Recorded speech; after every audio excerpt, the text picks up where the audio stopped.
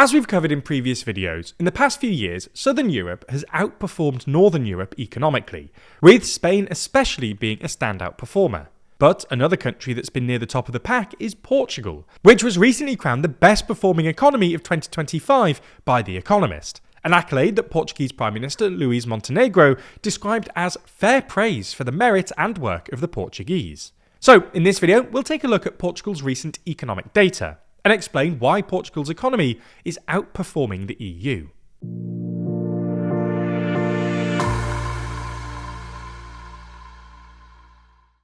Who is the most influential person in the world? Well, last year the TLDR audience ranked Donald Trump as number 1, with these people all landing in the top 10. But do you agree? Click the link in the description to cast your vote for our 2026 ranking. Let's start with the most recent economic data. Between the second and third quarters of 2025, Portugal recorded GDP growth of 0.8%, while the Eurozone grew by just 0.3% and the EU by 0.4%. This put Portugal joint fourth with Czechia and Slovenia, and ahead of similarly sized countries like Greece, Belgium and Hungary.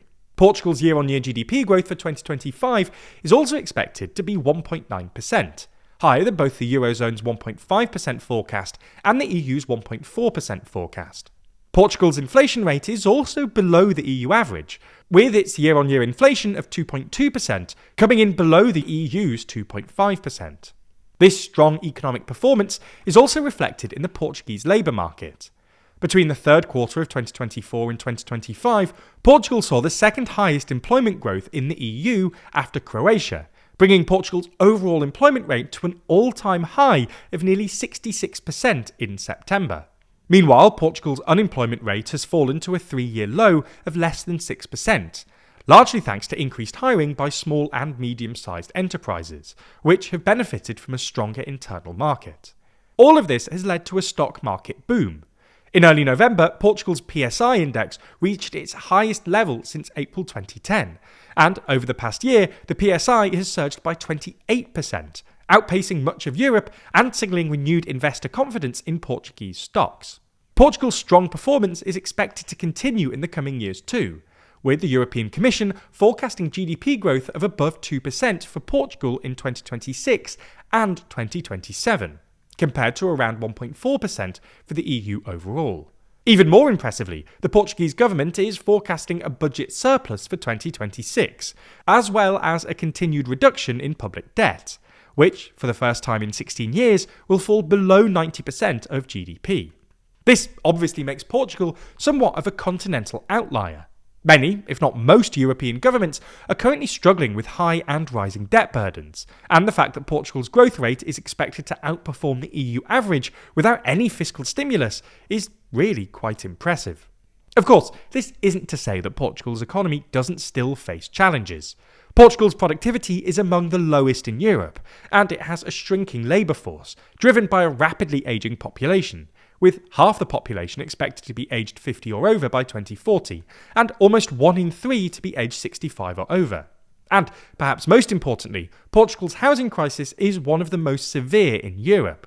According to data published by Portugal's National Statistics Institute, in October, the cost of housing per square metre in Portugal surpassed €2,000 for the first time ever, and the capital Lisbon ranks as Europe's least affordable city in terms of property prices, which soared by an average of 176% between 2014 and 2024.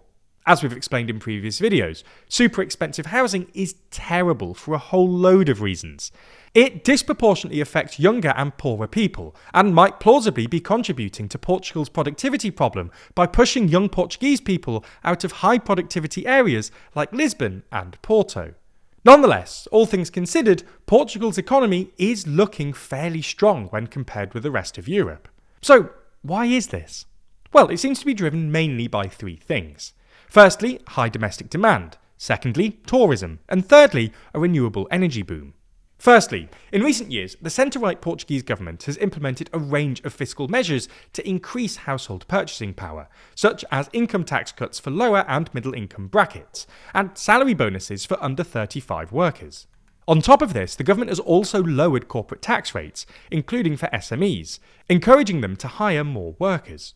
As a result, Portuguese households have spent more on retail and hospitality in the past couple of years, with year-on-year growth in retail sales having steadily increased in the months since the start of 2024, and surveys suggest consumer sentiment is on the rise.